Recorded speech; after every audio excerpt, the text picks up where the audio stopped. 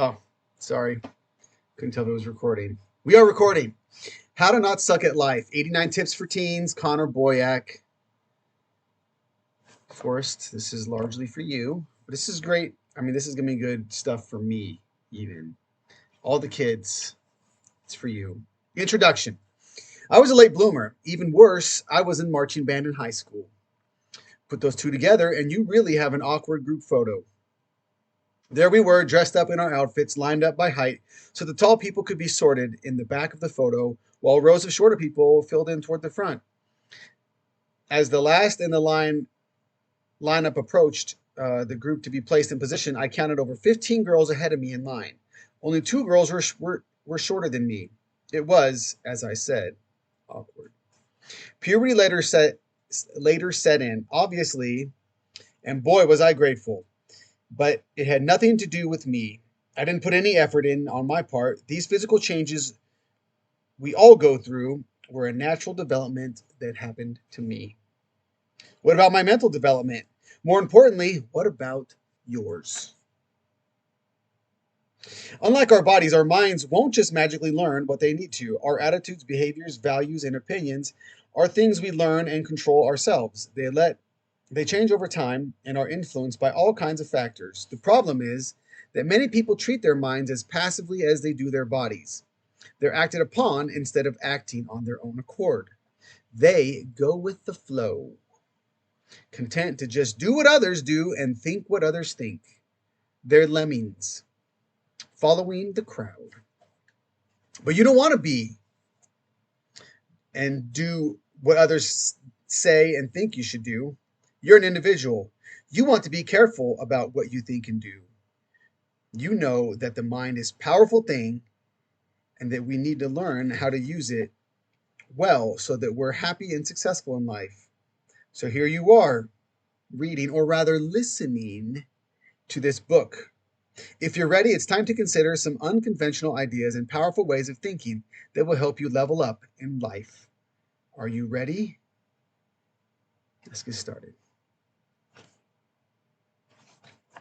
Don't follow the popular path. A few years ago, an unsuspecting woman arrived at an eye clinic after seeing an advertisement for a free exam. She checked in and took a seat in the reception area surrounded by a handful of people while perusing one of the available magazines. It's not not amazing. It's just one of the available ones. She started she was startled by a loud beep from the overhead speaker. Suddenly, everyone seated nearby stood up and then promptly sat back down. The woman was weirded out and glanced around to reveal her discomfort with the situation. What was going on? After the process repeated itself several times, the woman began acting the same as the others. Without having any clue as to what was going on, she stood up next time the beep sounded, then again and again. For minutes, the beep prompted everyone to stand up and sit down, but then it got weirder. One by one, the other people were called into the doctor's office, ultimately leaving only the woman in the reception area. All alone, she continued to stand up for any beep, having no idea why. As it turns out, this was an experiment set up by the TV show Brain Games in the National Geographic Channel. On, not in. Everyone was in on it except for the woman. The people sitting nearby were all actors. It was a simple demonstration of social conditioning, showing how people are persuaded to do what others do.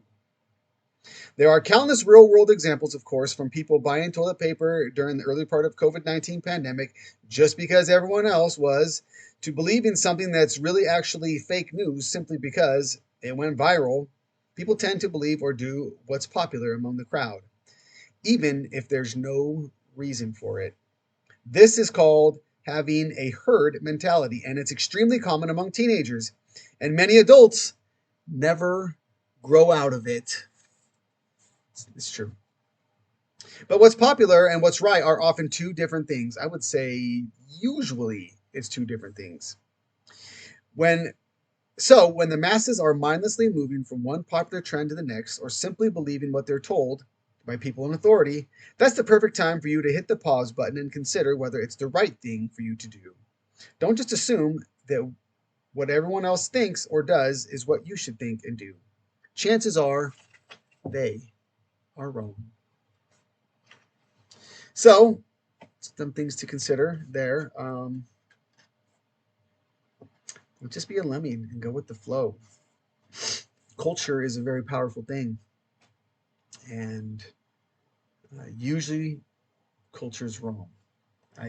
Especially these days. Gosh, I mean, there's a lot of things in culture that are just are. They're neither right nor wrong, but just because everyone's doing it, don't just follow the crowd. All right, everybody.